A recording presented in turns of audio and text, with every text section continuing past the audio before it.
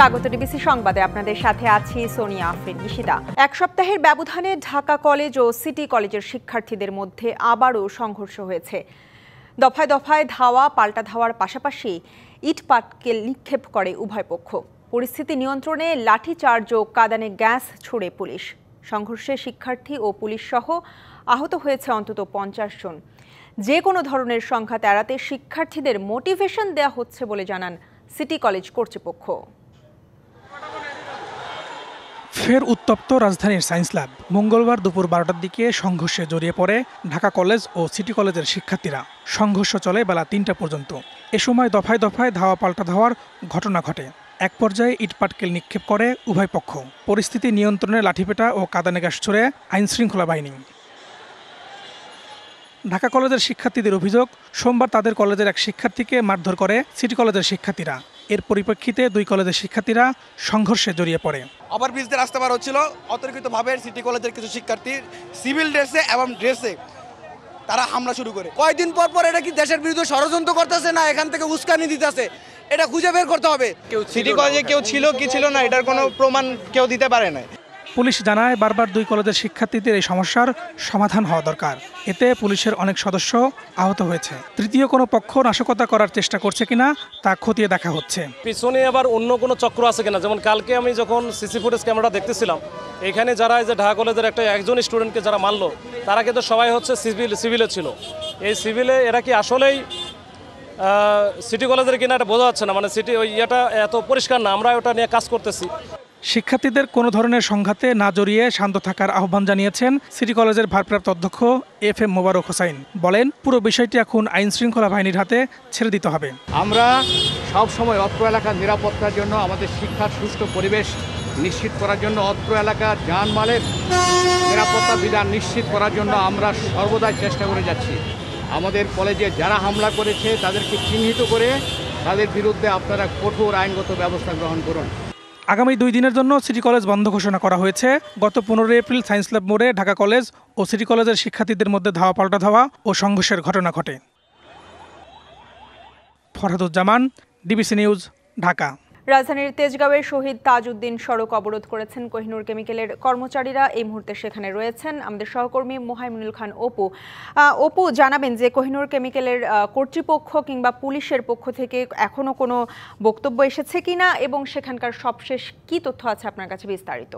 শুরুতে আপনাকে যে তথ্যটি জানাতে যাচ্ছি যে ঠিক 5 মিনিট পূর্বে কিন্তু এখানে যে সড়ক, সেই সড়কের প্রায় অর্ধেকের বেশি সড়ক যেগুলো রয়েছে সেগুলো কিন্তু ছেড়ে দেওয়া হয়েছে। সেনাবাহিনীর একটি অতিরিক্ত টিম এখানে আসার পরে কিন্তু এই সড়কগুলো স্বাভাবিক করা হয়। তবে কোহিনুর কারখানার সামনের যে অংশটি রয়েছে সেই অংশটি কিন্তু এখনো বন্ধ রয়েছে। তো আমরা যদি আপনাদেরকে একটু দেখাতে চাই যে দুপুর পরপরে কিন্তু এখানে যে সকল এই কারখানাটির শ্রমিক যারা রয়েছেন তারা কিন্তু সড়কে নেমে প্রতিবাদ জানান। হযরত মুহাম্মদ সাল্লাল্লাহু আলাইহি ওয়াসাল্লামকে নিয়ে কটূক্তির প্রতিবাদে তারা কিন্তু এই বিক্ষোভ এখন পর্যন্ত অব্যাহত রেখেছেন। প্রায় 5 ঘন্টা ধরে তারা যখন প্রতিবাদ জানিয়ে যাচ্ছেন তখন পর্যন্ত কিন্তু এখানে সেনাবাহিনী, পুলিশ সদস্যরা এখানে কিন্তু ছিলেন। তারা দুই পক্ষের সাথে কথা বলছেন, তারা মীমাংসার বিষয়টি সমাধানের চেষ্টা করলো, কিন্তু এখন পর্যন্ত কোনো সমাধানে আসেনি। শ্রমিক যারা রয়েছেন তারা যেটি অভিযোগ করে বলছেন যে এখানের কসমেটিক ডিপার্টমেন্টের একজন ঊর্ধ্বতন কর্মকর্তা তিনি কিন্তু হযরত মুহাম্মদ সাল্লাল্লাহু আলাইহি ওয়াসাল্লামকে নিয়ে কটূক্তি করেন। তার প্রেক্ষিতে তারা কিন্তু সেটি না মেনতে পেরে কিন্তু তারা এই সড়কে এসে প্রতিবাদ জানাচ্ছেন। এছাড়াও কিন্তু তারা অভিযোগ করে বলেছেন যে এই কারখানাটি থেকে প্রায় 1000 খানেক শ্রমিক তারা এখানে কাজ করেন, তাদেরকে নানা সময় নানা ধরনের নির্যাতন তাদেরকে করা হয়। তারা সেগুলো সহ্য করলেও শেষ পর্যন্ত যখন ধর্মীয় অনুভূতিতে সেই ব্যক্তি আঘাত হানে তারপর কিন্তু সেই বিষয়টি তারা আর মেনে নিতে পারেনি। তারা যেটি বলছেন তাকে চাকরিচ্যুত করার দাবি তারা এখান থেকে তুলেছেন। পাশাপাশি তাকে দৃষ্টান্তমূলক শাস্তির কথাটি কিন্তু তারা তুলছেন। যতক্ষণ পর্যন্ত তাকে এই কারখানাটি ভিতর থেকে বাইরে বের করে নিয়ে না আসা হবে ততক্ষণ পর্যন্ত তারা এই সড়কটিতে অবস্থান নিয়ে বিক্ষোভ প্রদর্শন করে যাবেন, এমনটি কিন্তু তারা বলছেন। এই কারখানার শ্রমিকের পাশাপাশি কিন্তু এই এলাকাবাসী যারা রয়েছেন তারাও কিন্তু এই বিক্ষোভে এসে যুক্ত হয়েছেন। পাশাপাশি মসজিদের ইমাম, মুয়াজ্জিন তারাও কিন্তু এসেছেন, তারা প্রতিবাদ জানাচ্ছেন যাতে এই ধরনের ধৃষ্টতা আর পরবর্তীতে দেখাতে না পারে সেই বিষয়টি তারা বলছেন, এবং পাশাপাশি ওই অভিযুক্ত ব্যক্তির বিরুদ্ধে সরকার থেকে যেন ব্যবস্থা নেওয়া হয় সেই বিষয়টাও কিন্তু তারা তুলে ধরেছেন। তো ইরশাদ, এই ছিল সবশেষ খবর। অপু, ধন্যবাদ আপনাকে। খাগড়াছড়ি থেকে 5 শিক্ষার্থীকে অপহরণের প্রতিবাদে চট্টগ্রাম খাগড়াছড়ি রাঙামাটি সড়ক অবরোধ করে বিক্ষোভ করেছেন চট্টগ্রাম বিশ্ববিদ্যালয়ের শিক্ষার্থীরা। সকালে এই সড়ক 20 মিনিট অবরোধ করেন শিক্ষার্থীরা। 5 শিক্ষার্থীকে 1 সপ্তাহ পরও উদ্ধার করতে না পারায় সরকারের ভূমিকা নিয়ে প্রশ্ন তোলেন তারা। আজকের মধ্যে শিক্ষার্থীদের উদ্ধারে কোনো অগ্রগতি না হলে আগামীকাল থেকে লাগাতার কর্মসূচি ও চট্টগ্রাম খাগড়াছড়ি রাঙামাটি সড়ক অনির্দিষ্টকালের জন্য বন্ধ করে দেওয়ার হুঁশিয়ারি দেন তারা। 16 এপ্রিল সকালে কুকিছড়া থেকে অটোরিকশায় খাগড়াছড়ি সদরে যাওয়ার পথে গিরিফুলে 5 শিক্ষার্থীর গাড়ি আটকে চালকসহ শিক্ষার্থীদের অজ্ঞাত স্থানে তুলে নিয়ে যাওয়া হয়। পরে চালককে ছেড়ে দিলেও 5 শিক্ষার্থীর এখনও খোঁজ পাওয়া যায়নি। আপিল বিভাগের সবচেয়ে জ্যেষ্ঠ 3 বিচারপতির মধ্য থেকে প্রধান বিচারপতি নিয়োগের সুপারিশ করেছে বিএনপি। এছাড়া প্রধানমন্ত্রীর সাথে আলোচনা না করে রাষ্ট্রপতির সিদ্ধান্ত নেওয়ার বিষয়টি আলোচনার পর ঠিক করার সিদ্ধান্ত তাদের। আর জরুরি অবস্থা জারির বিষয়ে জাতীয় সাংবিধানিক কাউন্সিলকে জড়িত না রাখার পক্ষে দলটি। দ্বিকক্ষ বিশিষ্ট পার্লামেন্টের বিষয়ে কমিশনের সাথে ঐক্যমত্যে পৌঁছেছে বৃহত্তম এই রাজনৈতিক দলটি। সংস্কার প্রস্তাবনা নিয়ে তৃতীয় দিনের মতো ঐকমত্য কমিশনের সাথে বৈঠকে বসে বিএনপি। বিরতিতে রাষ্ট্রপতির অভিশংসনে 2 কক্ষের 2/3 ভোটের বিধান চায় উল্লেখ করে দলের স্থায়ী কমিটির সদস্য সালাউদ্দিন আহমেদ জানান, 1 নয় 3 সদস্যের প্যানেল থেকে প্রধান বিচারপতি নিয়োগের পক্ষে দলটি। একটা অন্তত অপশন থাকা উচিত যে সিনিয়র মোস্ট অ্যাপিলেট ডিভিশনের বিচারপতিদের মধ্যে কমসে কম 2 থেকে 3 জন যেন এই অপশনের মধ্যে থাকে। তো সেই জায়গাটা এখনো গৃহীত হয় নাই, সেটা আলোচনা চলছে। রাষ্ট্রপতির প্রধানমন্ত্রীর ওপর নির্ভরশীলতা কমানোর পক্ষে দলটি, পাশাপাশি প্রধানমন্ত্রীর ক্ষমতা কমানোর বিপক্ষে। ওনারা বলছিলেন যে কালেকটিভলি প্রধানমন্ত্রীর নেতৃত্বে মন্ত্রিসভা কর্তৃক পরিচালিত হবে, তাহলে এখানে প্রধানমন্ত্রীর কর্তৃত্বটা থাকে না। আমরা বলছি এটা বর্তমান প্রভিশন যেটা আছে, প্রধানমন্ত্রীর কর্তৃত্ব শব্দটা থাকা উচিত।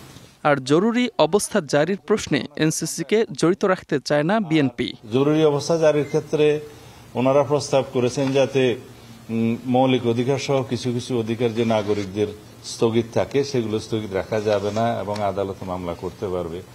কিন্তু আমরা বলেছি যে জরুরি অবস্থা তখন জারি করতে হয়, সেটা সংসদ এবং শাসন বিভাগে এক্সিকিউটিভের একটা ফাংশন থাকে এবং সেখানে কিছু কিছু অধিকার স্থগিত করতে হয়, তা না হলে জরুরি আইন জারির কোনো অর্থই থাকে না। সেই বিষয়ে ওনারা আরেকটু চিন্তা করবেন বলেছেন। এছাড়া সংসদকে 2 কক্ষে ভাগ করে উচ্চ কক্ষের নাম আপার হাউস ও নিম্ন কক্ষের নাম পার্লামেন্ট করার পক্ষে মত দিয়েছে দলটি। সংসদের উচ্চ কক্ষ 100 আসনে ওনাদের প্রস্তাব, আমাদেরও প্রস্তাব ঠিক আছে, আমরা একমত। Mustafa Kamal, DBC news, Dhaka. সাবেক পুলিশ প্রধান বেনজির আহমেদকে ধরতে ইন্টারপোলের মাধ্যমে রেড নোটিশ জারি করা হয়েছে। পুলিশ সদর দপ্তরের সংযোগ ও গণমাধ্যম শাখা থেকে জানানো হয়, 10 এপ্রিল এই নোটিশ জারি করেছে আন্তর্জাতিক পুলিশ সংস্থা। বাংলাদেশের কোনো সাবেক পুলিশ প্রধানের বিরুদ্ধে রেড নোটিশ জারির ঘটনা এটাই প্রথম। বিচার বহির্ভূত হত্যা, গুম, খুন, দুর্নীতিসহ নানা অভিযোগ মাথায় নিয়ে বিদেশে পালিয়ে আছেন সাবেক পুলিশ প্রধান বেনজির আহমেদ। 2020 সালের এপ্রিল থেকে 2022 সালের সেপ্টেম্বর পর্যন্ত বাংলাদেশ পুলিশের মহাপরিদর্শক ছিলেন বেনজির। তার আগে 2015 সালের জানুয়ারি থেকে 2020 সালের এপ্রিল পর্যন্ত ছিলেন র্যাবের মহাপরিচালক। মিয়ানমারে দীর্ঘ সময় ধরে যে সমস্যা চলছে তার প্রভাব ছড়িয়ে পড়ছে আশপাশের দেশে। এ নিয়ে আঞ্চলিক স্থিতিশীলতা ঝুঁকির মধ্যে পড়েছে। কাতারের রাজধানী দোহায় আর্থ না সামিটের উদ্বোধন অনুষ্ঠানে একথা বলেছেন অন্তর্বর্তী সরকারের প্রধান উপদেষ্টা ডক্টর মোহাম্মদ ইউনূস। কিভাবে মাইক্রো ক্রেডিট এবং সোশ্যাল বিজনেস কিভাবে মানুষের জীবনকে ট্রান্সফর্ম করে, সেটা বাংলাদেশেই হোক আমেরিকাই হোক, এই পুরো বিষয়টা উনি তুলে ধরেছেন এবং এটা কিভাবে মানুষকে হোপ যোগায় পৃথিবীতে, যাতে সোশ্যাল বিজনেস আরও আমরা শুরু করতে পারি। সোশ্যাল বিজনেসের মূল যে কনসেপ্ট, যে স্পেসিফিক একটা ইস্যু ধরে, একটা প্রবলেম ধরে, প্রবলেমকে সলভ করার জন্য একটা সোশ্যাল বিজনেস করে, এগুলো নিয়ে উনি 20 মিনিটের একটা, আমি বলি যে চমৎকার একটা ভাষণ দিয়েছেন। সাংবাদিক দম্পতি সাগর রুনির বিচারের বাণী যখন নীরবে নিভৃতে কাঁদছে, তখন জানা গেল তাদের মামলার নথিপত্রই নাকি গায়েব হয়ে গেছে। 48 ঘন্টার মধ্যে আসামি ধরার ঘোষণা যখন 13 বছরেও বাস্তবায়ন হয় না, মামলার তদন্ত প্রতিবেদন জমার সময় যখন 117 বার পেছায়, তখন ডিবিতে থাকা নথি গায়েব হওয়ার খবর আরেকটি ধাক্কা বলেই মনে করে বাদীপক্ষ। যদিও নথি গায়েবের বিষয়টি অস্বীকার করেছে রাষ্ট্রপক্ষ। এরই মধ্যে আরও 6 মাস তদন্তের সময় বাড়িয়েছে হাইকোর্ট। 2012 সালের 11 ফেব্রুয়ারি রাজধানীর রাজাবাজারের ভাড়া বাসায় মাছরাঙা টেলিভিশনের বার্তা সম্পাদক সাগর সরওয়ার ও এটিএন বাংলার সিনিয়র রিপোর্টার মেহেরুন রুনি খুন হওয়ার পরপরই তৎকালীন স্বরাষ্ট্রমন্ত্রী ঘোষণা দিয়েছিলেন 48 ঘন্টার মধ্যে আসামিদের ধরে বিচারের মুখোমুখি করবেন। 48 ঘন্টার মধ্যে যাতে করে এই হত্যাকারীদের যাতে ধরা।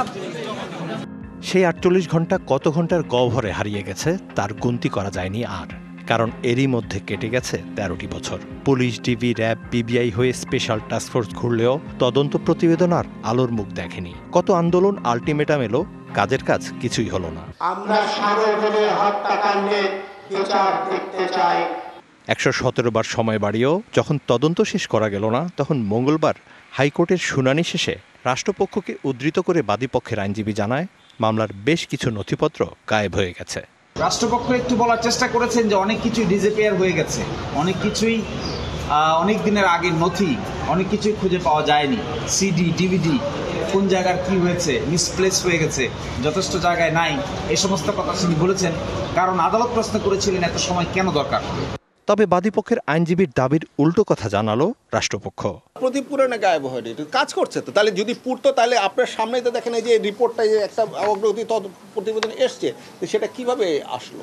নথি গায়েব না হলেও কেন 9 মাসের সময় আবেদন, সেই প্রশ্নের উত্তরও দেন তিনি।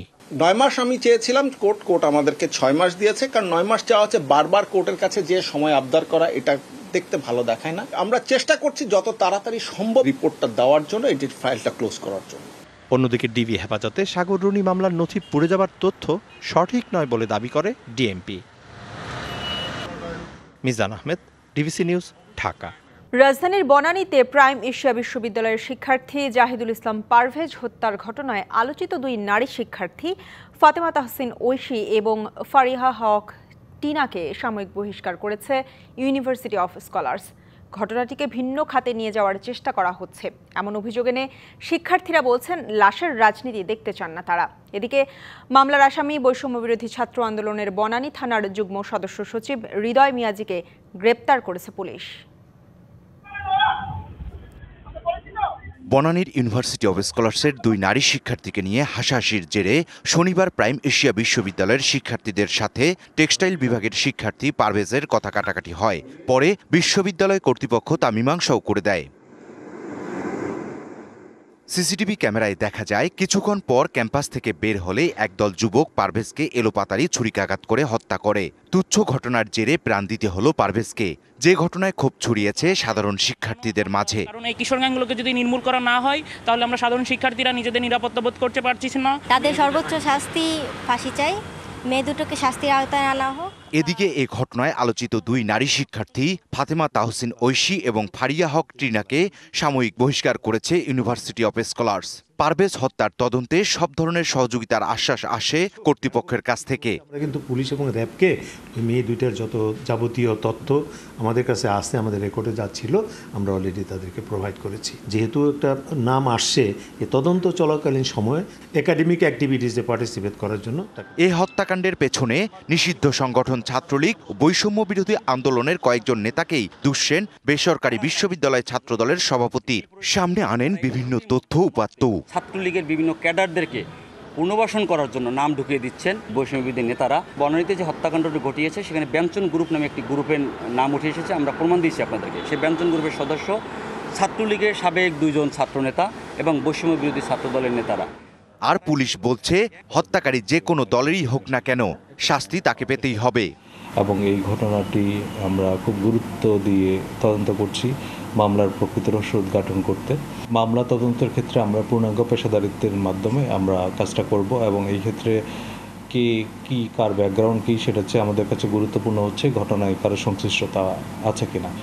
এ ঘটনায় 8 জনের নাম উল্লেখ করে বনানী থানায় হত্যা মামলা করা হয়। এর মধ্যে 3 জনকে গ্রেপ্তারের পর তাদের 7 দিনের রিমান্ডে নেয় পুলিশ। তবে এখনও ধরাছোঁয়ার বাইরে এজাহারভুক্ত আসামিরা। ইকবাল অনিক, ডিবিসি নিউজ, ঢাকা। ডিবিসি সংবাদে এই ছিল এখনকার মতো। ডিবিসি নিউজের সংবাদগুলো পড়তে ভিজিট করুন dbcnews.tv আর ভিজিট করুন ডিবিসি নিউজের ফেসবুক পেজ এবং ইউটিউব চ্যানেল। ডিবিসির সঙ্গেই থাকুন।